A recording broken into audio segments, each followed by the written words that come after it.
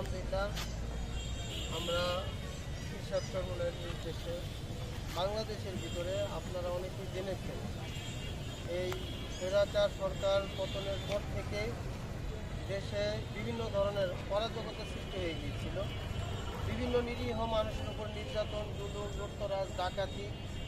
এবং এমনকি আমাদের দেশের সংখ্যালঘু বিভিন্ন হিন্দু, বৌদ্ধ, খ্রিস্টান যে সম্প্রদায় আছে তাদের উপাসনালয়ে হামলা সহ যে নৈরাজ্য শুরু হয়েছিল, এর প্রতিবাদে আমাদের পীর সাহেব চরমোনাই আমাদের নেতাকর্মীদেরকে সারা দেশের নির্দেশনা দিয়েছেন যাতে বাংলাদেশের ভিতরে কোনো মানুষের কোনো ক্ষতি না হয়,